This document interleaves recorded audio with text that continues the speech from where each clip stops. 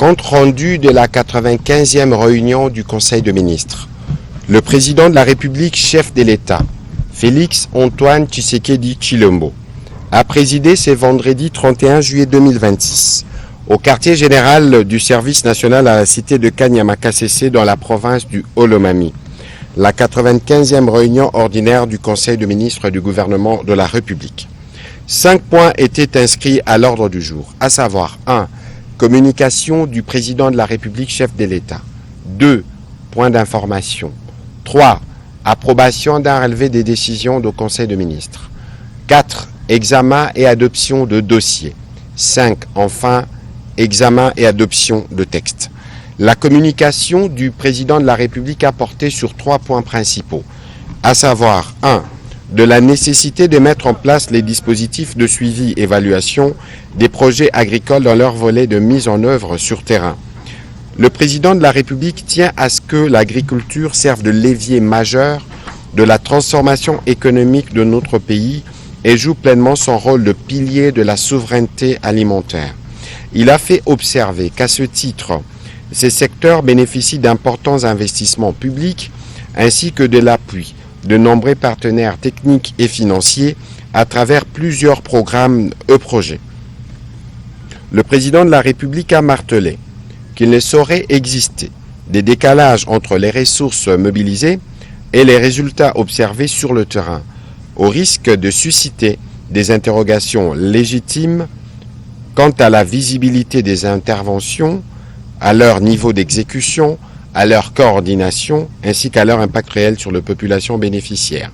En effet, a-t-il souligné, aucune politique publique ne peut atteindre les objectifs qui lui sont assignés sans une connaissance exhaustive des projets en cours, une parfaite traçabilité des ressources engagées et un dispositif rigoureux des suivis-évaluations permettant de mesurer objectivement les progrès réalisés, d'identifier les contraintes et de mettre en œuvre en temps utile les mesures correctives appropriées pour garantir l'atteinte des objectifs fixés en matière de souveraineté alimentaire, de création d'emplois, des développements des chaînes de valeurs agricoles et des réductions de notre dépendance aux importations. Il a jugé impérieux que le gouvernement se dote d'outils modernes de pilotage et d'aide à la décision. Dans cette perspective, il a instruit, sous la coordination de la Première ministre, le ministre d'État, ministre de l'Agriculture et Sécurité alimentaire, avec le concours de son cabinet, d'élaborer, dans les meilleurs délais, un répertoire exhaustif de tous les projets agricoles exécutés sur l'ensemble du territoire national, accompagné d'un dispositif permettant suivi et évaluation de leur mise en œuvre. À propos de ces dispositifs, le président de la République a indiqué qu'il devra assurer un contrôle régulier de l'exécution physique et financière des projets, des missions périodiques de vérification sur le terrain, la production d'indicateurs fiables de performance, l'alerte précoce en cas de difficultés ainsi que la formulation des recommandations destinées à améliorer l'efficacité, la transparence, la redevabilité et la coordination des interventions de l'ensemble des parties prenantes. Ces instruments, a-t-il insisté, permettront au gouvernement de disposer d'une vision consolidée des investissements agricoles, d'éviter les duplications, de mieux orienter les ressources disponibles, d'accroître l'impact de financement mobilisé et de renforcer la redevabilité dans la conduite de notre politique agricole. Le deuxième point de la communication du président de la République a porté sur l'accompagnement de l'action de la task force présidentielle de salubrité et d'assainissement dans la ville-province de Kinshasa. À ces sujets, le président de la République a noté avec satisfaction que la task force placée sous son autorité directe pour conduire de manière coordonnée et permanente la lutte contre l'insalubrité dans la ville de Kinshasa est désormais une réalité. Il a indiqué avoir pu s'en convaincre personnellement lors de sa descente sur terrain le 17 juillet 2026 dans les districts de la Tchangwa à Kinshasa, où les premières opérations en cours traduisent concrètement les engagements pris. Dans la même dynamique, il a annoncé la tenue dans les tout prochains jours de la première réunion du comité de pilotage institutionnel dont le but sera d'évaluer les premières actions engagées et arrêter les ajustements nécessaires.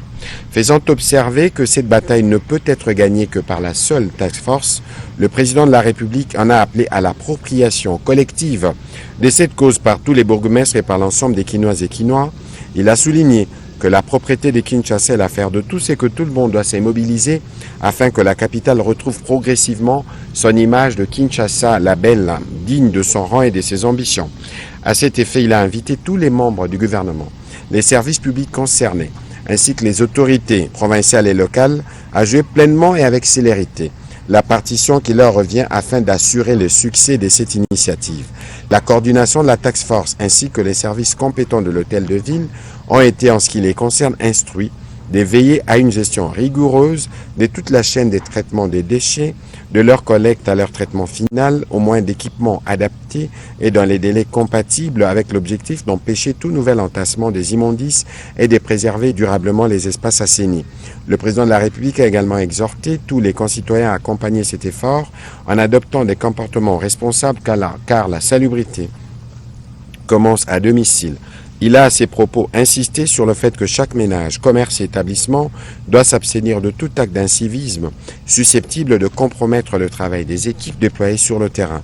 Dans les mêmes élans, il a invité les chefs des rues, les chefs des quartiers, les bourgmestres, les autorités des proximités, les confessions religieuses, les associations et l'ensemble des structures communautaires à intensifier les actions de sensibilisation et de mobilisation en faveur d'un changement durable de mentalité. Il a en outre encouragé les bâtisseurs du service national engagés dans cette opération à agir avec professionnalisme dans un esprit de proximité avec les populations et dans le strict respect de la dignité humaine en privilégiant la sensibilisation et les voies légales. Il a rappelé que cette opération doit être conduite dans le respect de la discipline de l'ordre public et de la loi, affirmant que c'est à ces prix que Kinshasa deviendra une capitale propre, moderne et exemplaire. Enfin, le président de la République a instruit la coordination de la task force de lui transmettre toutes les 2 semaines un rapport d'exécution faisant état des avancées enregistrées, des difficultés rencontrées ainsi que des propositions de solutions permettant d'améliorer continuellement l'efficacité des opérations. De la situation sécuritaire politico-socio-économique de l'espace Grand Katanga, 3e point de la communication du président de la République. Évoquant son passage dans le Haut-Lomami, corroboré par les informations en sa possession sur le Grand Katanga, le président de la République a fait noter aux membres du gouvernement que la situation sécuritaire politique, socio-économique et institutionnelle de cette région stratégique appelle à une action gouvernementale résolue et sans délai. Il a souligné que l'existence des poches d'insécurité, comme récemment à Malembankoulou et Bukama, ainsi que la persistance de conflits coutumiers, continue de fragiliser la cohésion sociale. À cet effet, il a instruit le vice-premier ministre, ministre de l'Intérieur, celui de la Défense, de renforcer les capacités opérationnelles des forces de défense et de sécurité, notamment les moyens logistiques et le renseignement territorial, la mobilité de la police nationale congolaise et de la base militaire de Kamina. Le chef de l'État a également indiqué que le vice-premier ministre, ministre de l'Intérieur, devra procéder avec les autorités provinciales et les services compétents à la cartographie des conflits coutumiers et prendre les mesures nécessaires à leur règlement définitif. Abordant les volets économiques, il a fait observer que les difficultés persistantes au poste frontalier de Kasumbalesa continuent de pénaliser la fluidité des échanges et la compétitivité de l'économie nationale. Face à cette situation, il a instruit le vice-premier ministre, ministre de l'Intérieur, celui de l'économie nationale, celui des transports, celui des finances et du commerce extérieur, ainsi que celui des infrastructures et travaux publics, de soumettre dans les meilleurs délais un plan intégré des modernisations des accès, des régulations du trafic de poids lourds et de renforcement de la coordination des services de l'État afin de fluidifier durablement le trafic. Il est plus que temps de remettre de l'ordre, a-t-il insisté. Par ailleurs, le président de la République a rappelé que la souveraineté alimentaire demeure une priorité pour le gouvernement. Il a fait remarquer que les résultats du service national dans la production du maïs justifient sa recapitalisation afin d'en renforcer les capacités de production, des stockages de distribution et des logistiques, notamment au profit des provinces du Kasaï et du Haut-Katanga. À cette fin, il a chargé les ministres de Finances, en collaboration avec les ministres sectoriels concernés, de veiller à la mobilisation diligente de ressources nécessaires dans le but d'accélérer la transformation locale des productions agricoles et pastorales. Le président de la République a en outre instruit les ministres d'État, ministre de l'Industrie ad intérim, d'associer pleinement le Fonds de promotion de l'industrie, au financement et à l'accompagnement des différents projets d'industrialisation, notamment la minoterie, l'exécution totale des infrastructures de stockage, ainsi que l'abattoir de Kanyama-KCC. Dans la suite de la communication du président de la République chef de l'État, la première ministre et chef du gouvernement a commencé par annoncer aux membres du Conseil les activités prévues aujourd'hui, c'est 31 juillet 2026, dans le cadre de la célébration de la Journée internationale de la femme africaine.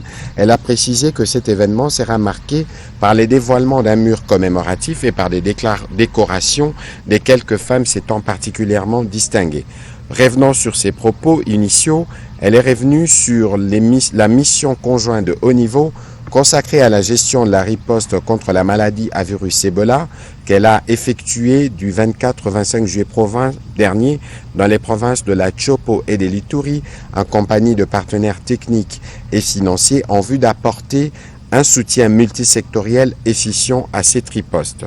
S'agissant de la situation dans la Chopo, elle a souligné que le gouvernement a procédé rapidement à l'activation de mécanismes nationaux de coordination pour une riposte rapide et multisectorielle afin de prévenir toute propagation à l'échelle nationale ou transfrontalière.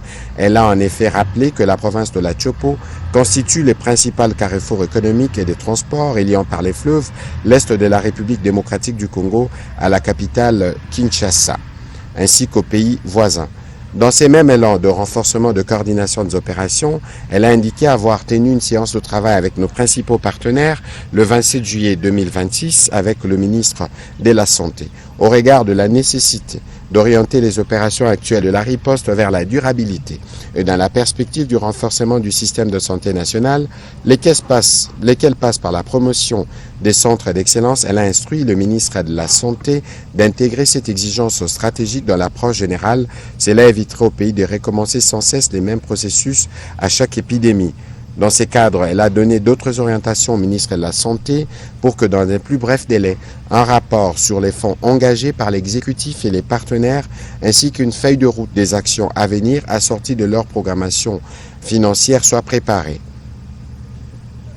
À ces sujets, elle a entre autres souligné l'urgence de procéder à l'appurement des arriérés des primes dues aux équipes techniques engagées dans la riposte sur la base des listes et fichiers harmonisés avec la nouvelle équipe de coordination basée en Ituri, afin d'éviter que la crise actuelle n'aggrave la situation humanitaire en raison du nombre élevé de personnes déplacées, regroupées dans des sites précaires au sein de certaines localités touchées par l'épidémie. Elle a demandé à la ministre d'État, ministre des Affaires sociales, en collaboration avec celui de la Santé, des propositions concrètes dans les cas des actions de synergie et des renforcements de la riposte.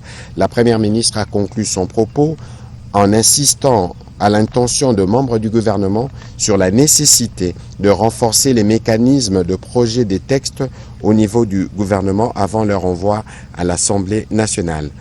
Au deuxième chapitre du Conseil de ministres de ce jour, relatif au point d'information, le vice-premier ministre, ministre de l'Intérieur, a présenté au Conseil le rapport sur l'état et l'administration du territoire.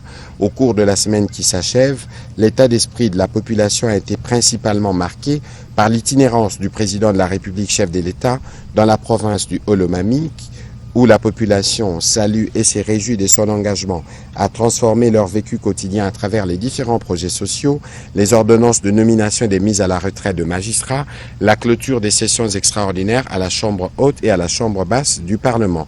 Sur un autre chapitre, il a informé le Conseil de la participation active de notre pays à la 8e session de la CTSD qui a été convoquée à Libreville au Gabon du 22 au 24 juillet 2006. Cette session s'est clôturée par les conseils de ministres de la COPAX, dont la présidence a été assurée par la RDC, représentée par lui, donc vice-premier ministre, ministre de l'Intérieur.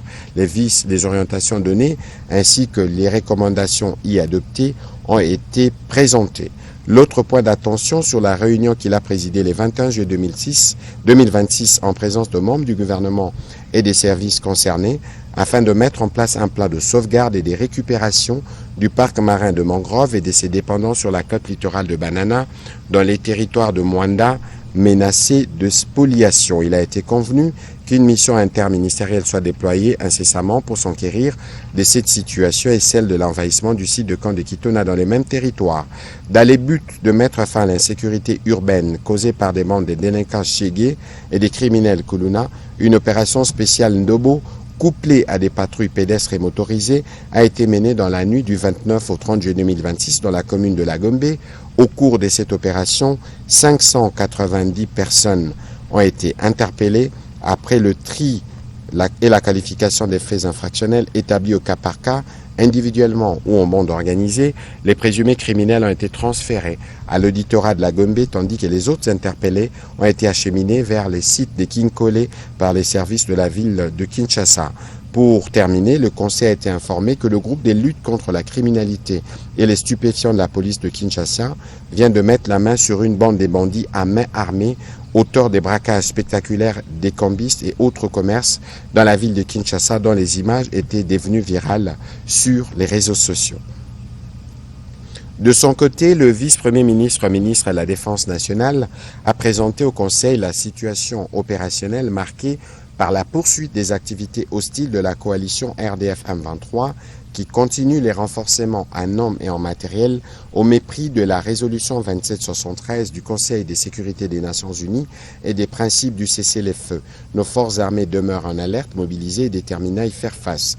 Autre fait marquant relevé par le vice-premier ministre, ministre de la Défense, c'est les refus de l'équipe de mécanismes conjoints de vérification élargie par la coalition RDF M23 qui a abouti à l'expulsion des zones sous son contrôle sans raison valable d'un de nos officiers supérieurs. C'est une action diligentée qui vise à retarder les déploiements et à compromettre la mise en place du mécanisme de cessez-le-feu. Il a rassuré que le gouvernement tient à la bonne exécution de la mission de ces mécanismes pour permettre la mise en œuvre des engagements librement souscrits et faire avancer le processus de Doha. Il a aussi fait le point des actions entreprises par nos forces armées pour contenir les actions terroristes menées par les ADF en province de l'Ituri et à Béni dans le Grand Nord. Les ministres délégués près le ministre de la Défense chargé des anciens combattants a conclu cette partie en revenant sur la situation sécuritaire dans la périphérie de la ville-province de Kinshasa avec le phénomène Mobondo. Au sujet de l'évolution de la situation humanitaire, la ministre d'État, ministre des Affaires sociales, Action humanitaire et solidarité nationale, a fait le point de la situation humanitaire en République démocratique du Congo pour la période allant du 8 au 20 juillet 2026, des mouvements des populations constatés notamment dans la Tchopo et au Maniema, sur les axes Lubutu-Kisangani et Lubutu-Park-Maïko, au cas des catastrophes dans l'incident qui a ravagé 200 cabanes dans la province du Kasaï central, en passant par le choc humanitaire consécutif à la situation épidémiologique dans les Hautes-Ouélé et la Tchopo et dans les Tanganyika pour le cas de choléra. Elle a présenté pour chaque cas évoqué les pistes de solutions.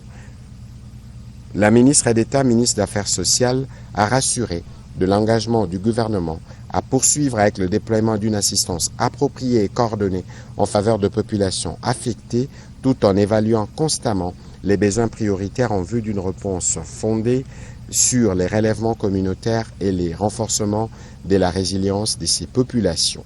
Au sujet de la situation épidémiologique, le ministre de la Santé a fait le point de la situation de la riposte contre la maladie à virus Ebola. Il a indiqué qu'une nouvelle zone de santé affectée a été enregistrée dans la province de la Tchopo, à savoir la zone de santé de Kabondo. Les nombres cumulés des zones de santé touchées s'élèvent désormais à 49 sur les 140 que comptent les 5 provinces affectées. Il a aussi fait part des actions menées de manière consistante pour la meilleure prise en charge médicale des patients. Il est revenu sur la mesure de la gratuité de l'enseignement décrété dans la province de l'Ituri, l'intensification des activités de surveillance sur les terrains, ainsi que la surveillance sanitaire aux points d'entrée et aux différents points de contrôle.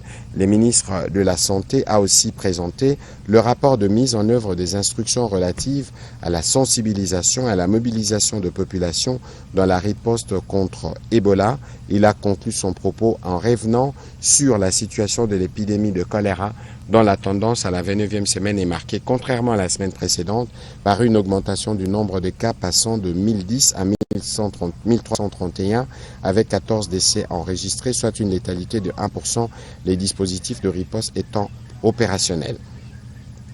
Pour sa part, le ministre d'État, ministre de l'Agriculture et Sécurité alimentaire, a présenté au Conseil le programme national des substitutions des importations pour les colis des fins d'année. Ces programmes ont pour objectif général d'assurer la fourniture locale de 100% des produits composant les colis de fin d'année destinés aux agents et fonctionnaires de l'État. Pour y parvenir, il vise à structurer la filière haricot et risicole autour des agrégateurs, renforcer la filière avicole en sécurisant les cycles de production, développer la pisciculture locale pour diversifier les colis à partir de 2027, moderniser la qualité et la traçabilité des produits grâce au label national et au QR code et mettre en place un mécanisme de préfinancement sécurisé qu'une gouvernance multisectorielle efficace. Les modèles opérationnels, l'organisation du stockage, les mécanismes financiers, la gouvernance, le calendrier de mise en œuvre ainsi que l'analyse des risques ont été expliqués par le ministre d'État, ministre de l'Agriculture. À son tour, le ministre d'État, ministre de la Justice et garde des Sceaux a fait état de la situation du portefeuille des contentieux internationaux de la République démocratique du Congo avec un focus sur l'état des procédures, les risques identifiés et les mesures de renforcement de la défense des intérêts de l'État. À ce jour, notre pays est engagé sur 13 procédures contentieuses internationales devant des juridictions différentes et institutions, notamment les centres internationaux pour les règlements des différends relatifs aux investissements, la Cour internationale d'arbitrage et de la Chambre de commerce internationale, la Cour commune de justice et d'arbitrage, ainsi qu'à certaines juridictions étatiques étrangères. Il a rassuré que cette gestion du portefeuille des contentieux internationaux constitue désormais un enjeu majeur de gouvernance publique. Elle exige une approche intégrée associant la défense judiciaire de l'État, la prévention des risques, et la protection durable du patrimoine public. Le renforcement en cours du dispositif institutionnel, financier et juridique permettra de préserver les intérêts supérieurs de la République démocratique du Congo, d'améliorer la sécurité juridique de l'action publique et de garantir une défense cohérente et efficace de l'État devant les instances internationales. Le ministre des Finances a pour sa part entretenu le Conseil sur les réformes déclencheurs de l'appui budgétaire de la Banque mondiale après les décaissements en juin 2025 de la première tranche de la série programmatique d'appui budgétaire de la Banque mondiale, a-t-il précisé. Le gouvernement s'est engagé à accélérer et s'emploie à mettre en œuvre les déclencheurs pour les décaissements de la seconde tranche avant la fin de l'année en cours. En effet, sur le 1 milliard attendu, 400 millions restent à décaisser. Pour y parvenir, le ministère des Finances a encouragé les membres du gouvernement concernés à poursuivre la mise en œuvre des actions restantes, du reste déjà engagées pour la plupart. À ces sujets, il a expliqué leur attention, la matrice qui fournit les détails de ces mesures ainsi que les actions à mener. Note d'information relevant du secteur du commerce extérieur.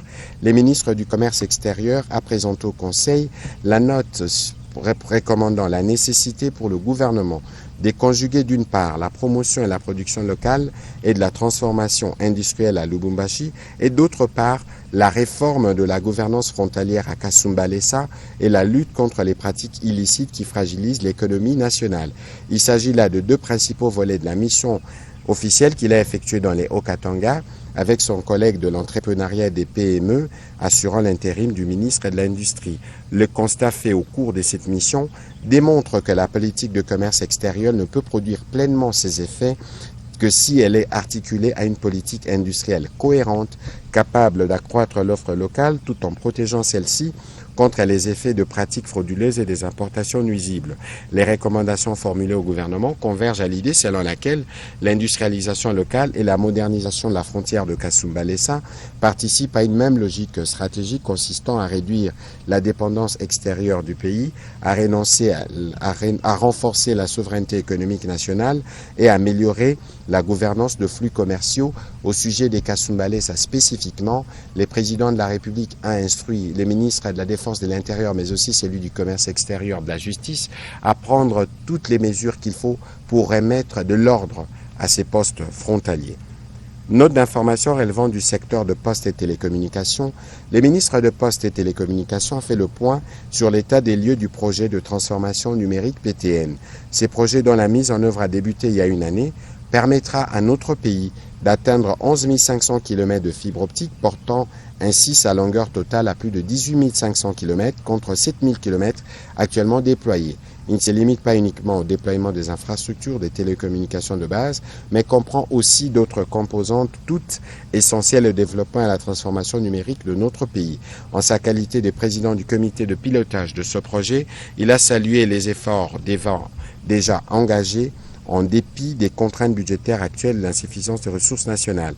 Il a aussi souligné la nécessité pour le gouvernement de recourir à des moyens financiers exceptionnels pour pallier les faibles taux de décaissement de financement extérieur imputables à la lourdeur de procédures de bailleurs de fonds afin d'accélérer l'exécution du projet et de concrétiser l'objectif de connecter les 145 territoires de la République à l'horizon 2030.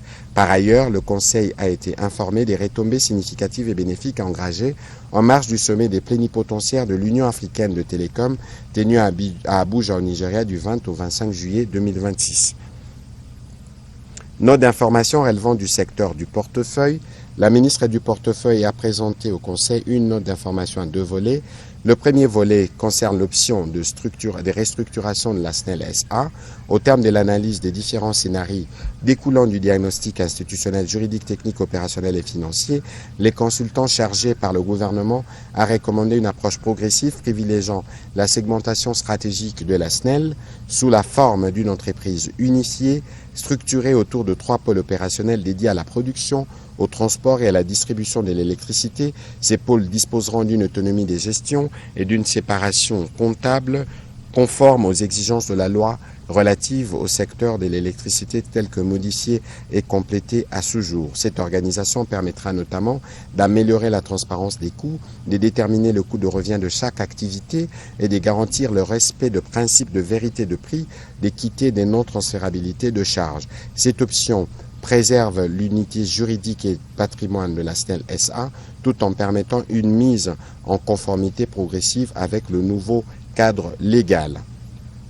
Le deuxième volet a porté sur le lancement le 30 juillet 2026 du processus de sélection méritocratique et compétitive des mandataires publics dans les 15 entreprises du portefeuille de l'État. Il concerne près de 140 postes de mandataires publics des dites entreprises prioritaires afin de garantir la qualité et la maîtrise opérationnelle. Ce processus sera conduit en 3 vagues successives de 5 entreprises chacune. La première vague portera sur les entreprises stratégiques suivantes: SNEL SA, Régie des eaux, SNCC, RVA, ONATRA, pour les fonctions du président du conseil d'administration, directeur général adjoint administrateur. Les mandataires déjà désignés à l'issue du processus compétitif ne sont pas concernés par ces processus. La ministre du portefeuille a précisé que ces processus reposent sur les principes d'indépendance, de transparence, de concurrence, des mérites, d'équité, de représentativité du genre. Pour chaque poste à pourvoir, un avis d'appel public à candidature accompagné des termes de référence sera largement diffusé par voie de presse et sur les plateformes numériques dédiées. Les processus est ouvert à tous les citoyens congolais résidant sur le territoire national ou à l'étranger, les candidatures étant soumises exclusivement par voie électronique. Pour le gouvernement, il s'agit d'une étape majeure dans la réforme de la gouvernance des entreprises du portefeuille de l'État. Elle traduit la volonté du gouvernement de promouvoir un mode de désignation fondé sur la compétence, les mérites, la transparence, la performance et la redevabilité. Comme pour toutes les notes précédentes, le Conseil de ministres a pris acte de cette note d'information. Au 3e chapitre du Conseil de ministres de ce jour, relatif à l'approbation d'un relevé des décisions, les membres du Conseil ont approuvé les relevés des décisions prises lors de la 94e réunion du Conseil de ministres tenue le vendredi 10 juillet 2026. Au 4e chapitre du Conseil de ministres de ce jour, relatif à l'examen et à l'adoption des dossiers, 2 dossiers ont été soumis sous examen. Le premier dossier relevant du secteur de finances, portant sur l'examen et l'approbation d'un dossier relatif à la mise en œuvre de l'accord de partenariat stratégique RDC-USA, règlement global et par voie de transaction des contentieux fiscaux douaniers et des recettes non fiscales de la société Chemaf. À ces sujets, il a fait l'économie des conclusions des travaux du cadre de concertation mis en place par les ministères des Finances en vue de l'examen des dossiers des contentieux fiscaux, douaniers et des recettes non fiscales opposant les administrations financières de l'État à la société Chemical of Africa (CHEMAF), désormais détenue par la société américaine Virtus Minerals.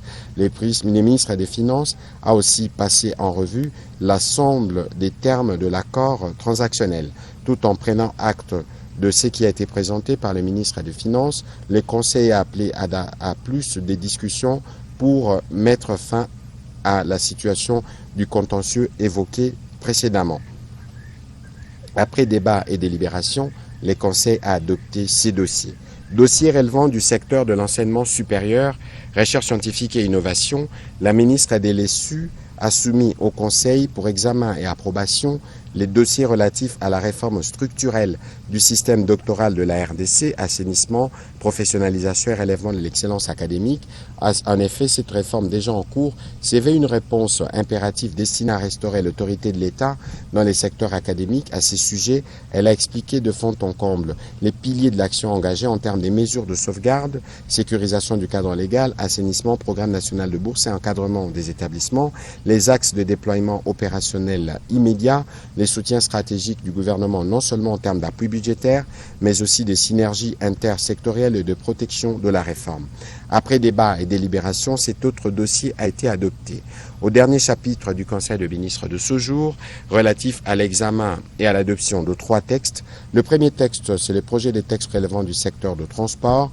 Le vice-premier ministre, ministre de Transport, a soumis au Conseil pour examen et adoption le projet de convention de collaboration relative au financement et à la réhabilitation, à la modernisation, à l'exploitation, à la maintenance et au transfert de la ligne ferroviaire d'Île-le-Sakania.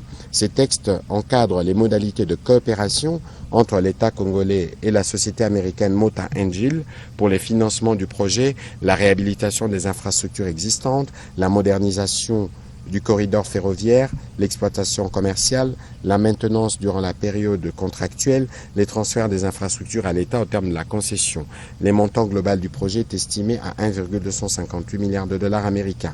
La mise en œuvre de ces conventions permettra d'améliorer progressivement la capacité de transport jusqu'à 13,7 millions de tonnes par an, de renforcer la compétitivité du corridor des Lobito, d'assurer une meilleure intégration logistique régionale, de favoriser les transferts des technologies, de promouvoir les contenus locaux et l'emploi national et d'enfin améliorer les recettes publiques grâce aux retombées économiques du projet. Après débat et délibération, ce projet de convention a été adopté. Projet des décrets relevant du secteur de la santé publique, le ministre de la Santé a soumis au Conseil pour examen et approbation les projets des décrets portant dissolution de l'établissement public dénommé Hôpital du Cinquantenaire. Ces textes transfèrent l'ensemble de son patrimoine, de ses droits et obligations et de son personnel au Centre hospitalier universitaire du Cinquantenaire, CHU Cinquantenaire, et replacent définitivement cet établissement hospitalier dans les régimes juridiques applicables aux établissements publics des soins de santé prévus par la loi. Après débat et délibération, ce projet de décret a aussi été adopté. Le dernier projet de décret est celui qui a été soumis par la ministre déléguée près le ministre des Affaires sociales en charge de personnes vivant avec handicap, qui a porté sur examen et approbation du projet de décret portant transformation, organisation et fonctionnement d'un établissement public dénommé Centre africain d'apprentissage de métiers, d'entrepreneuriat et d'innovation en sigle CAMI. Ce texte a l'avantage de réhabiliter et de transformer les centres nationaux d'apprentissage de métiers des personnes handicapées invalides en un hub d'innovation et une vitrine du handipreneuriat à travers la mise en place des aménagements raisonnables pour l'apprentissage des métiers à toutes les catégories des personnes avec handicap, ainsi que la promotion des innovations et de la créativité des personnes avec handicap en République démocratique du Congo. L'objectif est aussi de lutter contre la pauvreté et la précarité des vies des personnes vivant avec handicap dans notre société. Après débat et délibération, cet autre projet de décret a été adopté. Commencé à 14 heures précises, la réunion du Conseil de ministres a pris fin à 16h45. Je vous remercie.